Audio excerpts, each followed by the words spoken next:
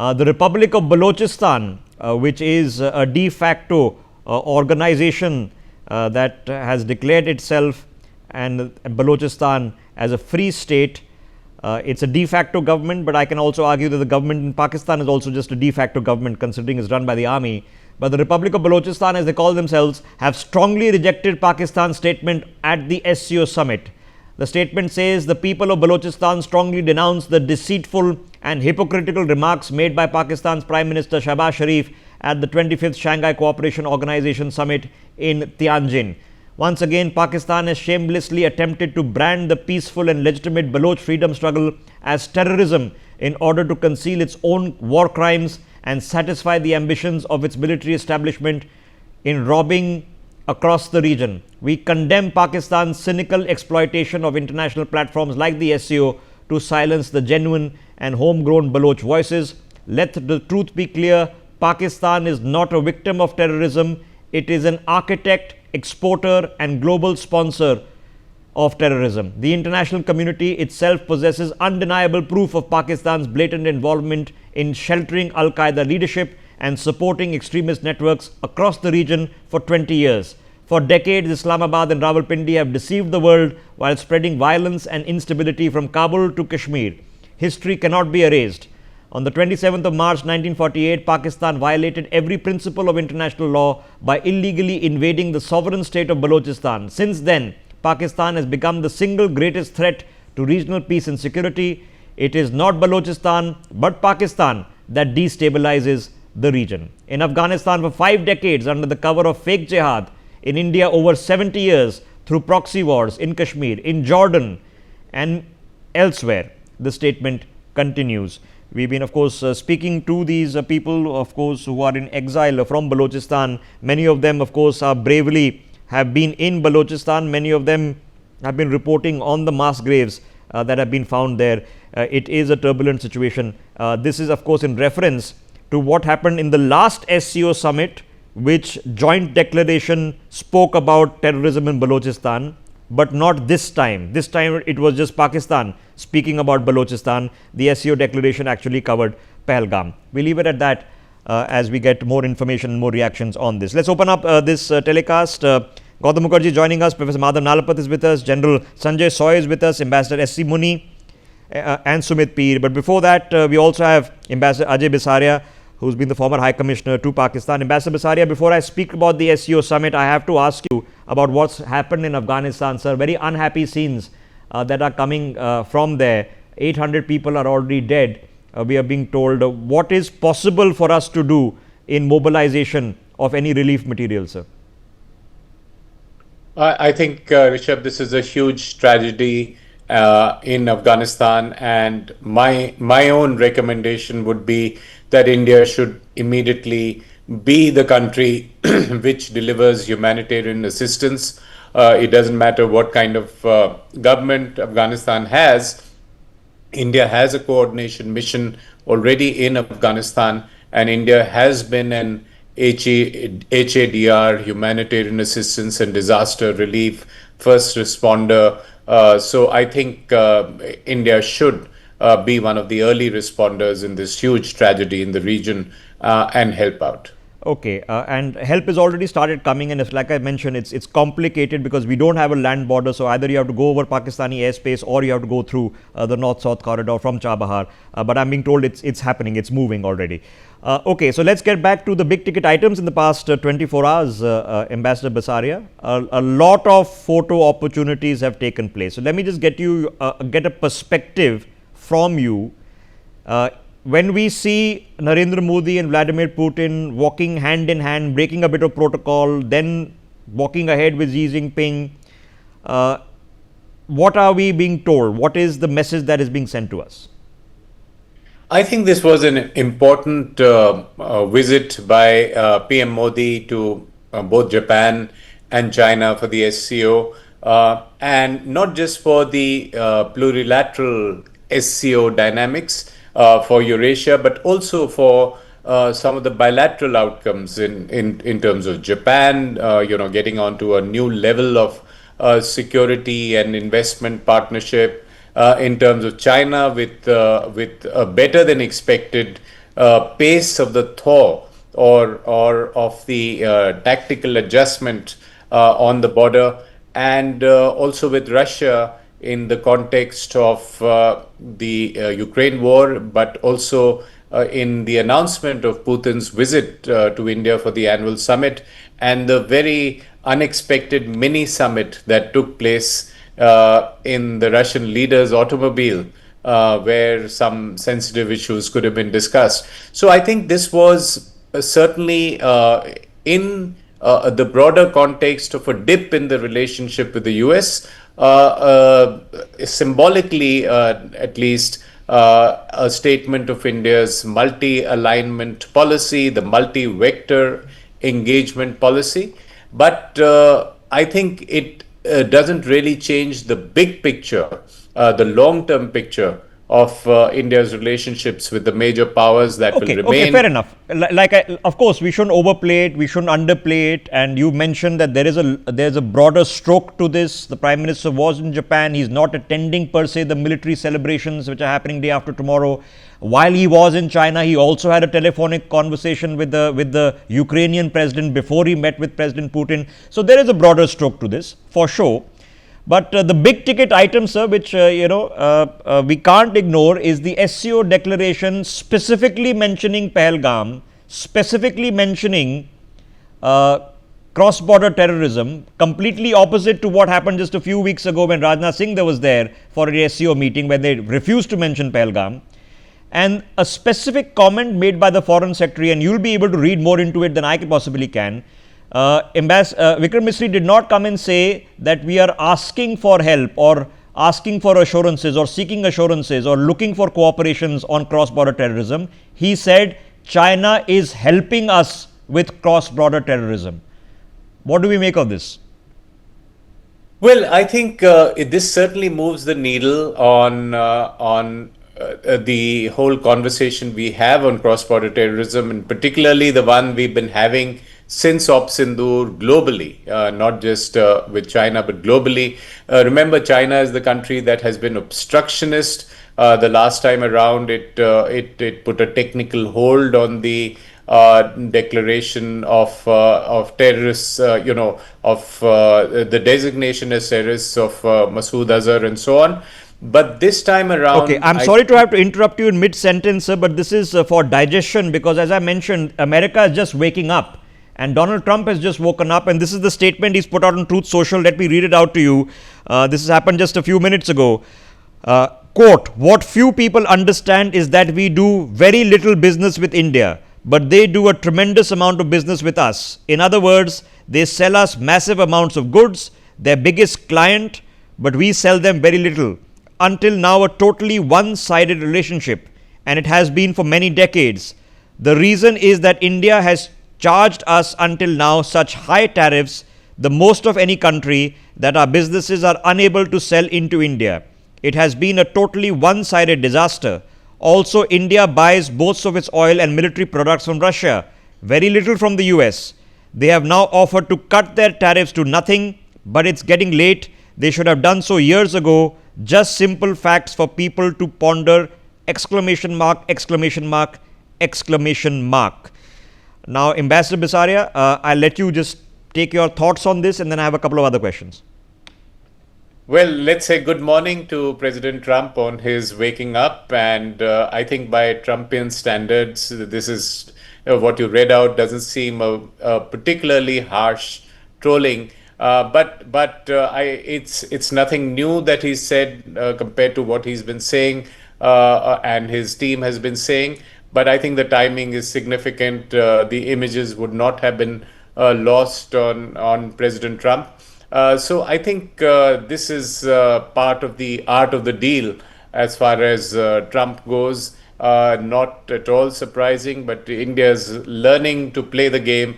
And, India is not going to be changing its red lines anytime soon. Okay, so from what you've understood of what has happened publicly, sir, and which has been reported by many people, including us, did China give a little? Because again, in the Prime Minister's statement, he did not say we are hoping for peace and stability on the border. He didn't say we are working towards peace. He said there is peace and stability on the border.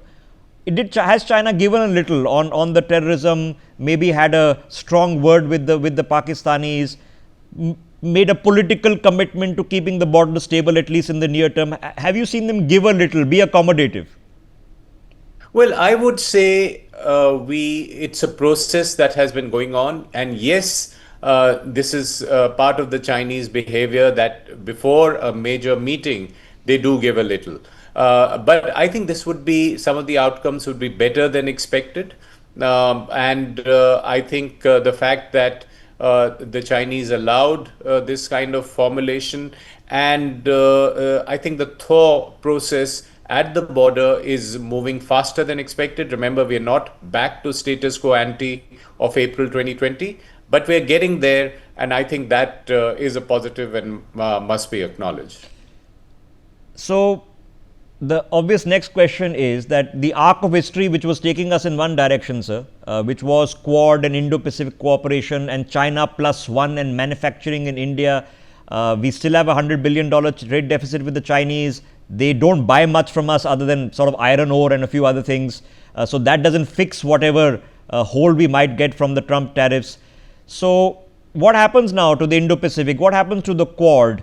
And can we hope to just put everything on hold for 3 years and wait out a Trump presidency?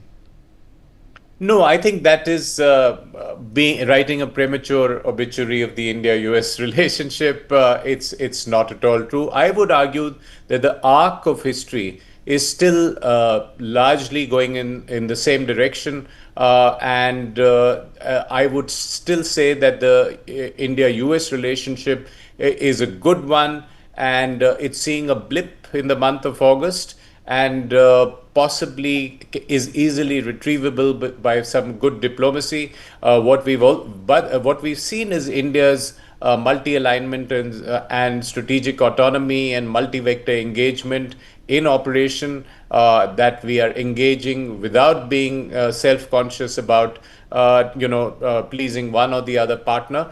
But I think there are limits to what we can do with the Russians and Chinese, and it is for the Americans to recognize also that there are the limits to how much the US can push us. So this is the game of the art of the deal, and I think we should calmly continue to play that game as well. With the US, I would say keep calm and negotiate while keeping all your other relationships. Okay, last question, and let me take a broader stroke with you. There is a contrarian argument that, okay, what Donald Trump is doing is actually recognizing the fact, which is something that you and I can agree with, that the systems of the old, the Bretton Woods institutions, the NATO, the UN systems, they haven't updated themselves, they haven't reformed, and actually don't work. So if he's taking a wrecking ball through all of this, that's actually good for everyone. What do you make of that?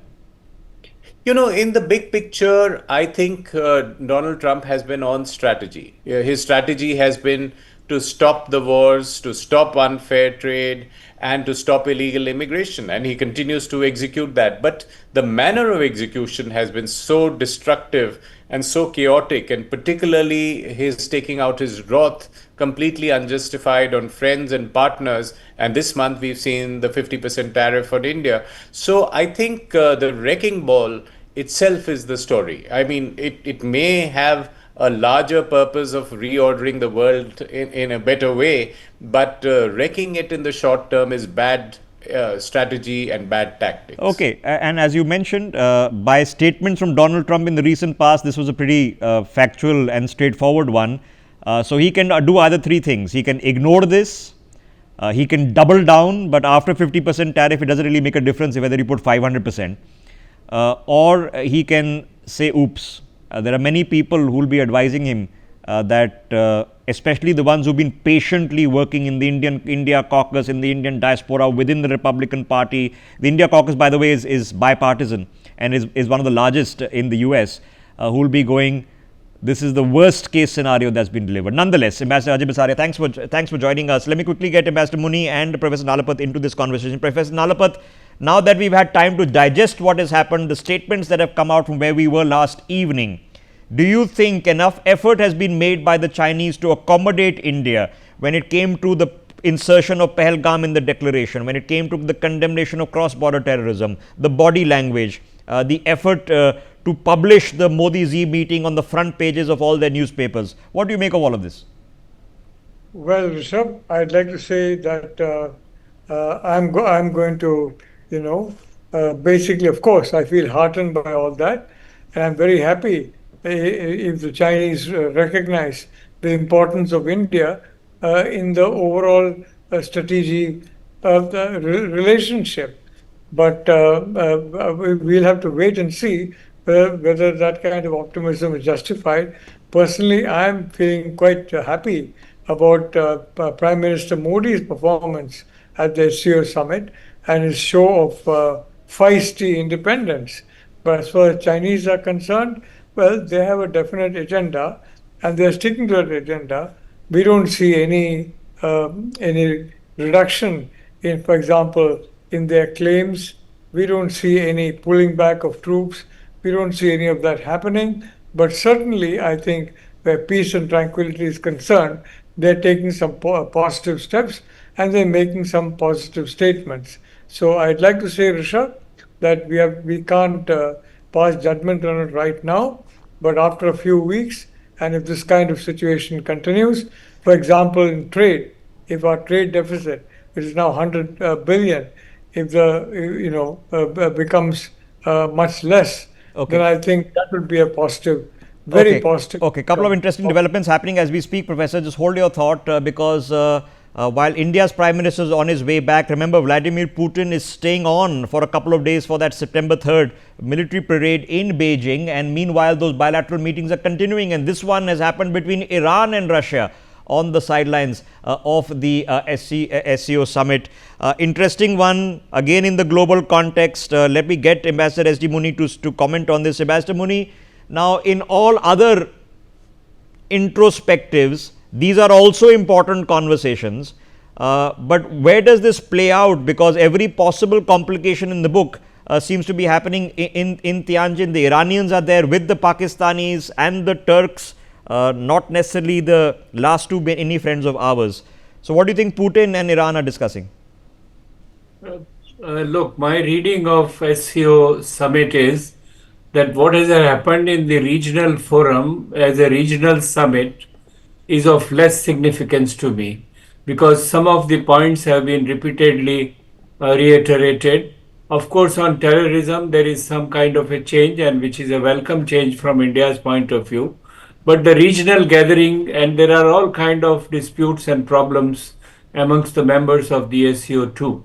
But what is significant and what is a real change is indicated in the bilaterals. And those bilaterals are not only between India, China, India, Russia, but also Russia and China, and as you now say, between Russia and Iran. Now, these bilaterals clearly indicate that they perhaps would not be able to bring about a transformation at the global level in a great measure, but certainly if the promises which have been made can be translated into performances, then Asia-Pacific region, Indo-Pacific region would certainly experience a very significant turn in the balance of power and the structure of power. Okay. And I think this is what is irritating President Trump.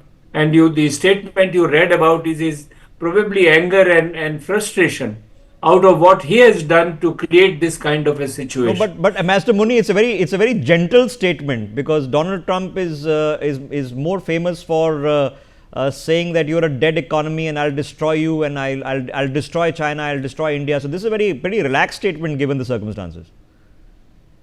Well, it is a relaxed statement, but it shows the internal helplessness. That this is what, what he's saying is that I want to get into the Indian market. Now, I must ask President Trump, who is not willing to get into the Indian market? This is world's most promising and potential market, which is almost 1.7, 1.6 billion people, growing at the rate of 5.5 to 6%. Who is not interested in it? China is interested in it, Europe is interested in it, America is interested in it. Okay. And I think one of the reasons for this 50% tariff is to pressurize India to open up its market. This is what this struggle is, besides the ego clashes and other aspects which have been mentioned. The real war, and that war started even during Biden's time. Don't forget, this is not only Trump.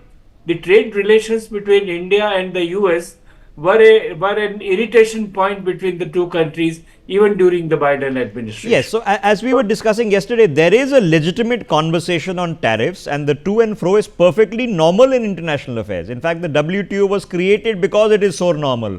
And having these conversations, the Americans demanding greater access is their right to demand. The Americans suggesting that our tariff barriers, on high technology is very high. It is reasonable for them to say that their primary export is high technology. But it's also reasonable for us to say that look at all your tech companies that sell software in India, how much money they make, okay, how much of our data they take to process their AI engines. Okay, so that's the true and fro. That's a conversation. But when you say we are going to punish you because of Modi's war in Ukraine and your dead economy, and we'll teach you a lesson. And today, of all people, Navarro was talking about Brahmins controlling the oil trade. I don't even want to get into that, but I will get into it in a second. Now, here's an interesting development, because this is John Bolton. He's been a former NSA and former advisor to Donald Trump. He has responded to PM Modi's visit to China. He says this is bad news for the West. Listen in. There's a lot of bad news here, very little good news. The West has spent decades, U.S. in particular, trying to wean India away from its Cold War attachment to Soviet Union, Russia, buying sophisticated weapons from them, and cautioning India on the danger posed by China. This is symbolized by what's called the Asian Security Quad: Japan, India, Australia, and the United States. A lot of effort to make India more amenable to cooperation with these countries. Donald Trump in the past weeks has essentially upended that, and for a variety of reasons now sent India back toward Russia to grow closer to China, and just shredding these decades of efforts to try and change that alignment. I'm not saying this can't be fixed, okay, but it's going to take a lot of work. Okay, let me get Ambassador Muni back into this, and Professor Nalapat before I get in General Soy, because I want to discuss Ukraine with him. Ambassador Muni, now John Bolton spoke to us. We interviewed him just about 3 or 4 days ago. He spoke very critically about the Trump tariffs on India. He's spoken critically about a lot of the Trump policies in the recent past. Subsequently, early in the weekend, the FBI raided his house. And you know what happens if an opposition leader, somebody who's critical of you, gets raided in India. That's what the administration is doing to its own former employee. But he's back and he's still speaking. He's very much a Republican. He's known for very hawkish views on a lot of subjects. So what is actually going on within it? Is it totally unpredictable right now? No, this is true. That's what I was saying yesterday also, that look, the way Trump has treated Musk, who funded his election and on whom he was so heavily dependent earlier, and suddenly overnight he turns back. The problem is not of, as you were asking, that they have a right to ask us to open our markets. Yes, they have been asking for it. But weaponizing tariffs has taken place only under Trump. Yeah. Others did not weaponize it. They did not go to this extent which they have gone. So yes, there is a certain Trump flavor which is not acceptable. It is not even logical. The arguments which are being made are only a cover-up. Yeah, but as you mentioned, Donald Trump can flip overnight. So he's flipped one way. Who knows if he flips the other way overnight? Can happen. So let me bring Sumit in. Sumit, I want to speak about this because we are in ironic circumstances. The ironic circumstances is now the New York Times can't stop praising India, for taking a stand against Donald Trump. What an ironic circumstance. The real circumstance is that John Bolton, who's been very critical of the tariffs, especially the tariffs on India, had an FBI raid a couple of days ago, because I'm assuming of the statements he's made. So, that's very democratic, isn't it? Rishabh ji, thank you very much for having me on your show. Couple of days I was with you, and we're exactly discussing why did he rein John Bolton? What is his mistake? He was just questioning the logic. He said, look, if you have one set of policies for India, you should have exactly that for China or for Brazil or for anybody else. Why have you singled out India, and why are you destroying the relation which a lot of people have put a lot of sweat and blood in making it? You cannot come and unilaterally start dismantling things which are a national IPR of United States of America, because relation is a national IPR of the country. It's not your or your party's IPR, or it's not your prerogative. You will come and dismantle it.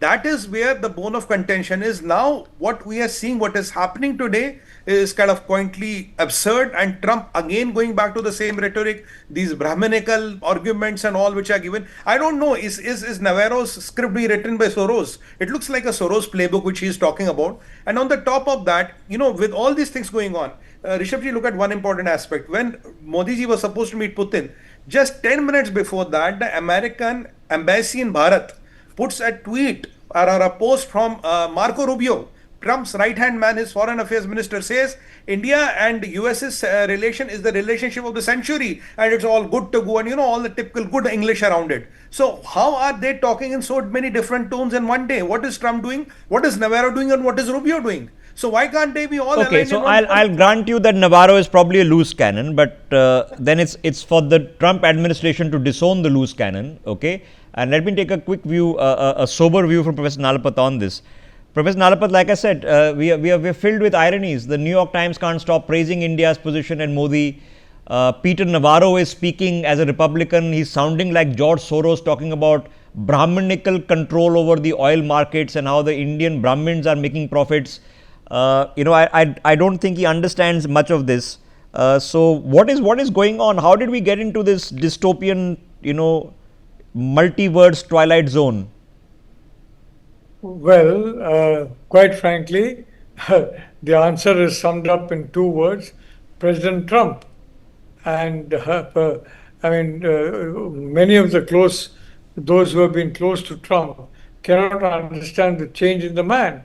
So that is the big change. He is causing this particular upset, this particular, I wouldn't call it a reset.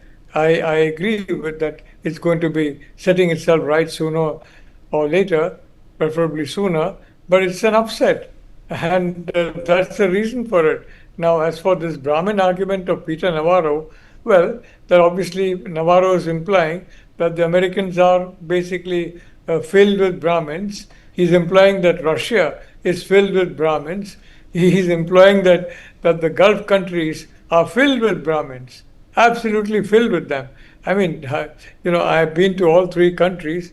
I really, beyond the Indians, and even among them, not too many.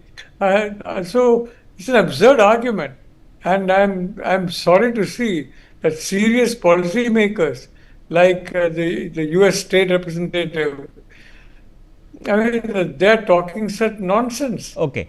They're making such nonsensical remarks. So I think it's a very sad commentary on the state of what's happening. Yeah. Okay. So there's a lot of talk back, but like we know, Donald Trump can flip in 24 hours. So it might just happen. Okay. So now let me get and have another serious conversation, because we got another serious insight. And the serious insight came from the Russians this time, and it has a bearing. Let me take General Soy. General Soy, if we look what Putin has put out on the Ukraine war, he's mentioned two specific things. And for people watching this broadcast, we need a historical context. The historical context is that the Crimea in Ukraine was the primary portion with which Russia serviced its Black Sea fleet from Sebastopol. It's not unusual. Most of the Russian space launches still happen from Kazakhstan. They simply lease out that territory. Russian military presence in the Crimea dates back to 2014, not 3 years ago. So now Putin, General Soy, has said that there are two issues. One is the membership of NATO, and the other is the coup that took place in Kiev. Now he is indicating that if the NATO membership issue goes away, which was his primary driving factor, and basically if Zelensky goes away, which is to say that a more friendly government in Ukraine to Russia comes in, that those are his terms and conditions. What do you think? Yeah, in fact, thank you so much, Rishabh. In fact, I would say like the things changed after 2014 when the government changed in Ukraine. After that, the relationship between Ukraine and Russia went from bad to worse, and then the Crimea took place, and there was a continued insurgency in Donbass region, and there was a continuous fight. Basically, people of Russian origin were fighting for their rights. So that was one part. Second thing is, in the present circumstances, the thing is that Zelensky is not willing to accept any occupation by Russia. Russia is talking of holding the Donbass region also so that they get a secured corridor to Crimea and the sea warm waters. And they are also talking on the coup.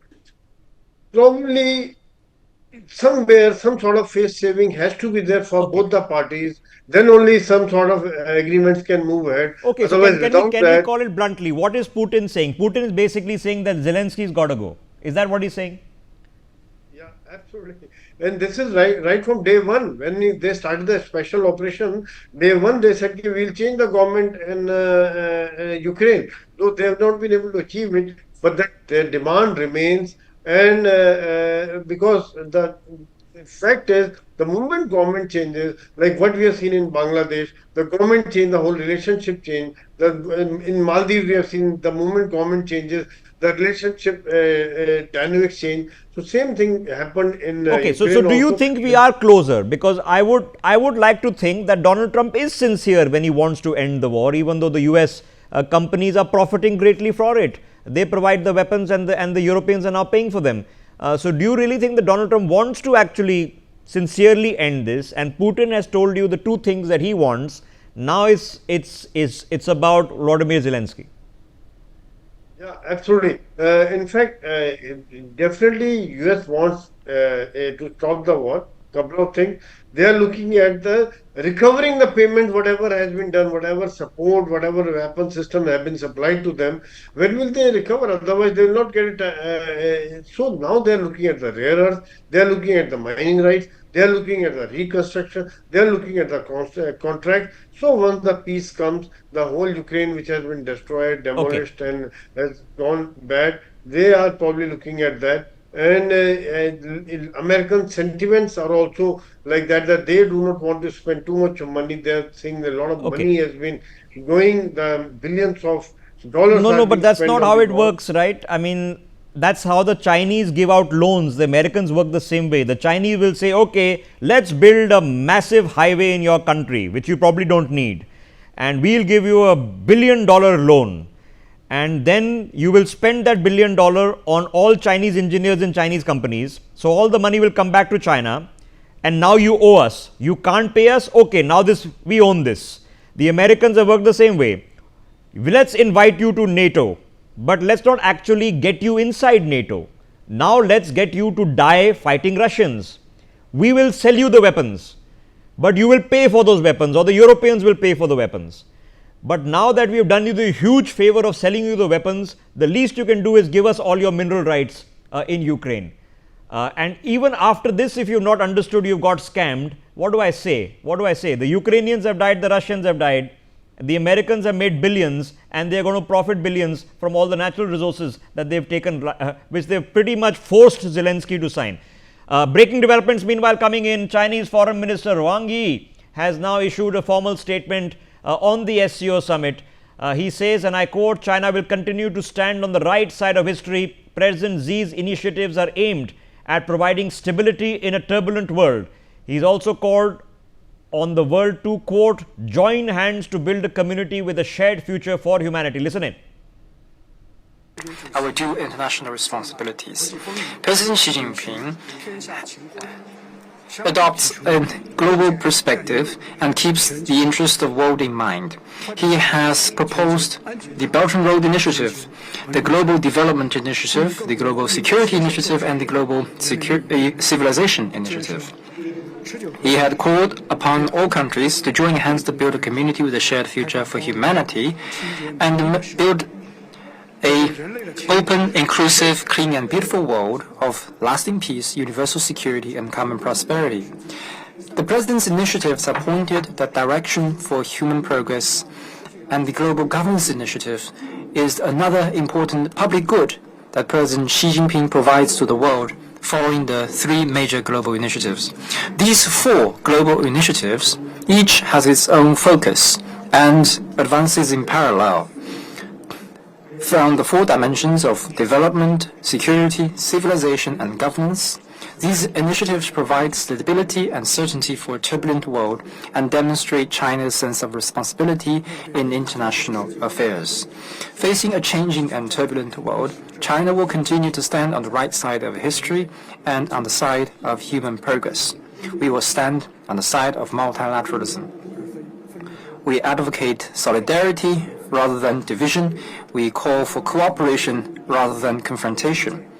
We will adhere the principles of extensive consultation and joint contribution for shared benefit in global governance, strengthen coordination and communication with the United Nations and all other parties, to jointly implement the Global Governance Initiative, make the global governance system more fair and equitable, and move toward a community with a shared future. Okay, every possible statement that is coming out is pointing out that how China is the sober, mature, stable, multilateral leader amid a world of chaos and fluidity and flux and uncertainty.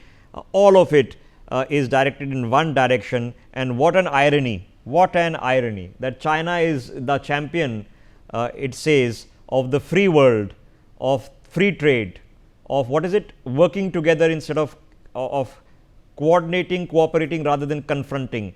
What an opportunity has been given to Xi Jinping to define his image for the future, with many people of course will take it with a pinch of salt. Not everybody will believe it, but then if you compare it to Donald Trump, what do? What are the other options? So we are believing it for now. More breaking developments coming in. This is a bilateral meeting that has happened between Vietnam and Russia on the sidelines of the SCO Summit. A lot of these bilateral meetings are taking place. He's met, President Putin has met with Vietnamese PM Pham Minh Chinh on the sidelines of this meeting. Vietnam, remember, also was the last country to in fact fight a border war with China in the 1970s, is currently having strong disputes, we are told, with Thailand. Many would argue that's also of Chinese creation. More breaking developments meanwhile coming in. Remember, this summit leaders are continuing, many of them, for the next couple of days, even though our Prime Minister is back. Anwar Ibrahim of Malaysia has also now issued a statement at the SCO Summit. He says, and I quote, "Today in Tianjin, I attended the Shanghai Cooperation Organization Plus Summit chaired by President Xi. I reflected on the progress of the SCO in economic connectivity, public health, security and energy transition, aligning with Malaysia's position and ASEAN's priorities. President Xi has introduced at this summit the Global Governance Initiative, an idea that resonates deeply at a time when the multilateral system is faltering. The United Nations no longer carries even the aspiration to reform itself. Between aspirations and reality lies a shadow, one that has allowed disparity to widen and atrocities to be committed with impunity. Malaysia supports this initiative, consistent with the moderate path of Confucius, a balance anchored in justice, compassion, humanity and cooperation, with multilateralism at its core." So that's two thumbs up for Anwar Ibrahim from Malaysia. Now I promise you, you would be thinking that you're reaching out to Anwar Ibrahim to rope in ASEAN into the Quad. He has just said, I back Xi Jinping and his global governance initiative because multilateralism otherwise has failed in the world. A pretty emphatic statement coming in there. I have a lot of other developments coming in. Let me take this one by one. Gautam Mukherjee. So obviously these conversations are going on. We've exited after having the ones that we needed to have. But this is the grandest show that Xi Jinping has probably ever put together. I mean, he is going to be feeling that he's back in from the cold. Well, here, Rishabh, multilateralism is defined a little differently by different people. Some people are lining up behind Xi and his version. and his refurbishment of his image, which this SCO summit has certainly occasioned.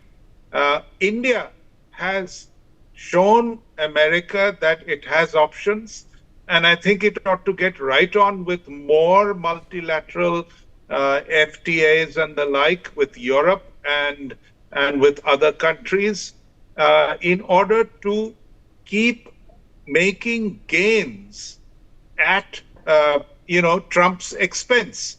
I do think Trump is going to back down gradually, using his people like Rubio, and eventually he'll have to get off his high horse.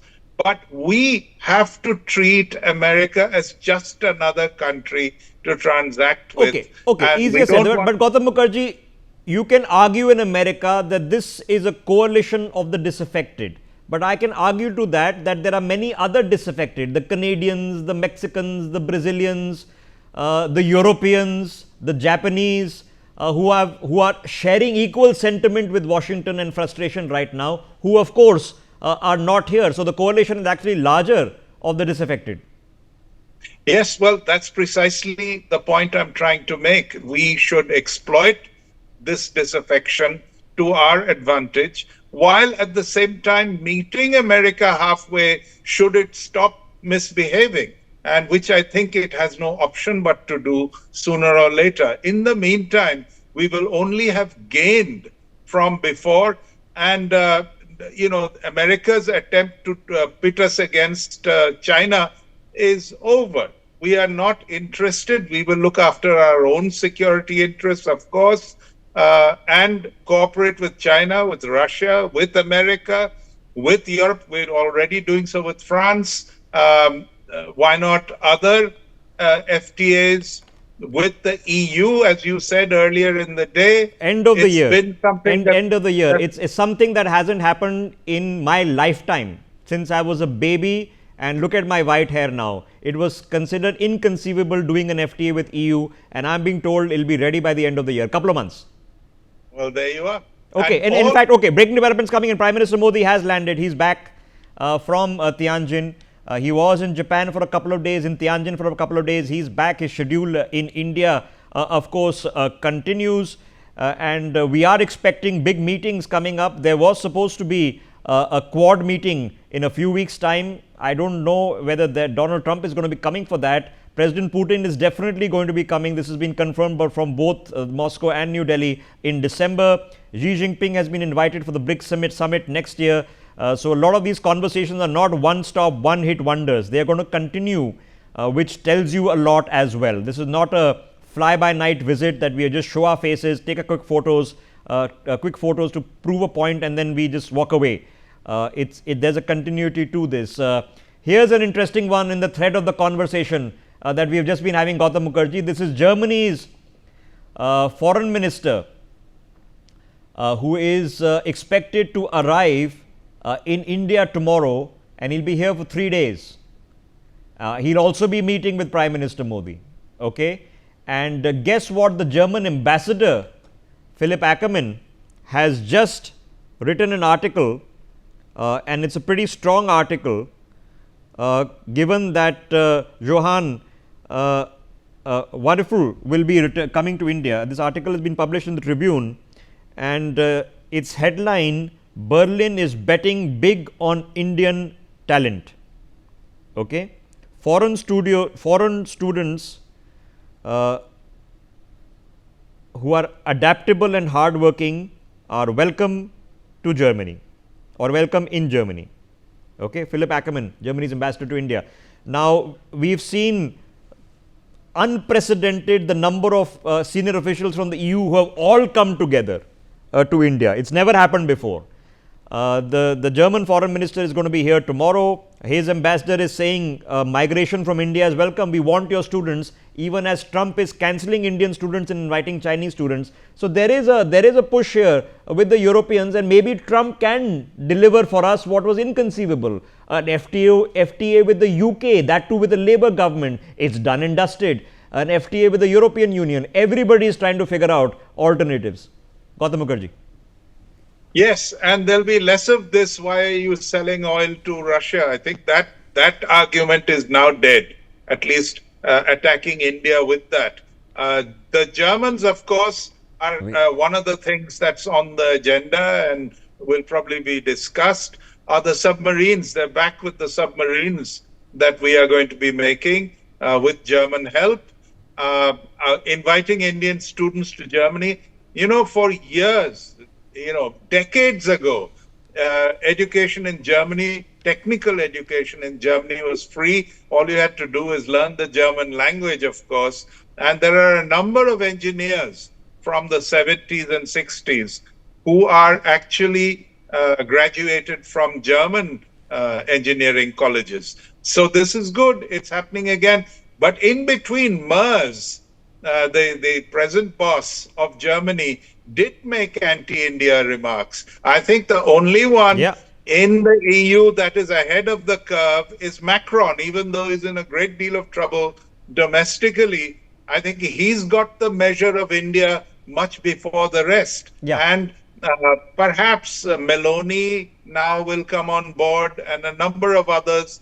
And it is all advantage India, all good for multilateralism. Okay. Sumit, come in with a perspective before I get the ambassador and Professor Nalapat in. So is something good coming out of all this? Because things that were just stuck in bureaucracy and negotiation, and now everybody is in, I won't say panic stations, but in urgent stations. Let's get this done ASAP stations. There is political will across the world to get all these FTAs and trade deals sorted. That's not a bad deal. That's not a bad thing. Absolutely, that's not a bad thing because Nestle is the mother of evolution and evolution finds its ways.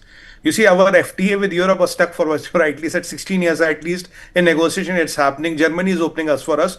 Look, India is a big market. India is the most promising market we all have. If Trump starts closing it, there are others who see the opportunity. There are others are jumping onto the opportunity. Even for that matter, Russians are talking of having 1 million Indians go to Russia and help them build a lot of industries there. Germany is kind of echoing the tone. Japan has spoken about that. Israel has spoken about them. There are a lot of people in the world who are coming to fill the vacuum. They're not waiting for America to do whatever. And even 48 hours back, there was a press conference between the Germans and Mr. Macron, who bombasted Trump on his, when Trump threatened them, I'll put tariffs on you if you start putting tariff on the, these American high-tech products. They said, look, the trade deal is done. What is this matter of putting additional tariffs on us? Europe will decide what to tariff, what not to tariff, whatever service tax or anything we want to impose on American tech, that is Europe's call. You are nobody to dictate us the terms because between you and us, the deal is done. Why are you kind of reinventing the wheel? Why are you coming every day with something? Okay, if you talk to Russia, 5%. If you talk to, let's say, Gautam, another 5%. It's something like that. You cannot be the unilateral policeman of the world. I mean, and today there was a joke when Modi, Trump and Putin Modi, Xi and Putin were laughing. Possibly the thing is they must be saying, oh, we are all together, another 10% tariff on each of us. That is what Trump is going to say next. I mean, these tariffs... And I can totally empathize with that, exactly what the joke would have been. That he looks at the photograph and literally says exactly that, 10%, 10%, 10%, okay? It's difficult to take it seriously now because after you put 50%, what are you going to do? 500%? Okay, right? Fine. That's all I can say. So be it. Good luck to you, sir. So let me get Ambassador Muni back in. Ambassador Muni, can we find in the midst of darkness, light persists, as M.K. Gandhi would tell us, that if nothing else, Trump has forced the political will in capitals known for a lot of bureaucracy, especially in Europe, to get their socks up and get these trade deals done with countries like India? Well, I think that is true, but at the same time, I want to bring another point on the table. And this, the whole situation has opened up a lot of opportunities for India. This is true. I have repeatedly been saying that India's market has always been promising and people have been, for the last 10 years, they are all looking to enter into India. And this is where India's challenge lies. That if you want to make the market really responsive to these opportunities and take the best advantage of it, we have to do a lot of homework. You are using this word of bureaucracy and all that, which is absolutely correct. And I think this seriousness with which we will have to rethink our own structure of inviting, Make in India, we are talking for a long time, is still we don't get satisfactory investments which are coming up there. There's something which need to do at home. And if that is something which can be indicated by our work, by the changes to be brought about in our own structure, Yes. that would be ideal. No, you're absolutely right. In the end, we have to make ourselves strong and not hope on others. It doesn't work that way. And I also want to put a caveat for people watching the broadcast. Imagine an Atal Bihari Vajpayee being advised by people around him of what would happen if we tested nuclear weapons in Pokhran. Did he not know, or was he not told that the Americans would be very upset, that they would do everything impossible? And India was a much smaller economy. We had just come out of 1991. Okay, we were 1/10 and less of the size that we are today. Okay, somewhere in the 20 something in the world. So he made the right call, knowing full well that the Americans would be upset, because in the end, the right to defend yourself and power is what is respected, nothing else. Subsequently, we are a much larger economy, currently at 4, heading toward 3rd in the world. So Narendra Modi is aware that yes, the tariffs can be damaging, certain industries are going to be hurt, and we are going to have to look after those people who might lose their jobs or might lose their businesses. Maybe $30-40 billion goes away, but $30-40 billion is absorbable and helpable by us. And he knows that there is a larger arc of history which we are discussing here, that in the end we have to make our own economy, and it can't be on the basis of threats and dictations, which is what happened. Quick last word with Professor Nalapat. Professor Nalapat, so is there some good that's emerging from it, that all the systems of the world which were in their lethargy, stuck in the past, the Europeans stuck in their perpetual bureaucracy and their perpetual, how do I put it, superiority complex of looking at the world only from their lens, that a lot of this political will has certainly emerged due to what Donald Trump has done to figure out and be nicer to India and do the deals with us? Look, all that is true, Rishabh, and very importantly, the change in India. We are changing GST at long last.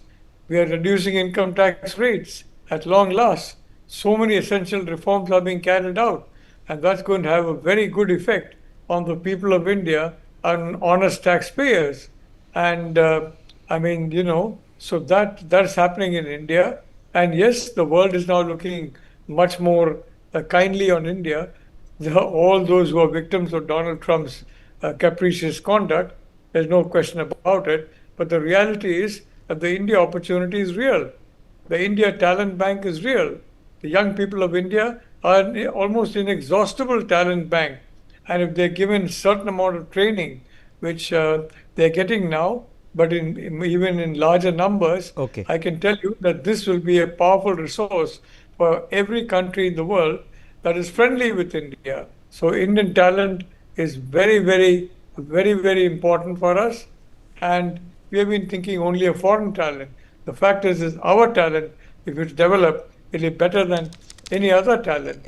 And I think, frankly, that direction is where we are going. Okay. So, Rishabh, if you ask me, am I optimistic? The answer is yes, I am. We all remain optimistic, sir. Okay. In the midst of untruth, truth persists. In the midst of darkness, light persists.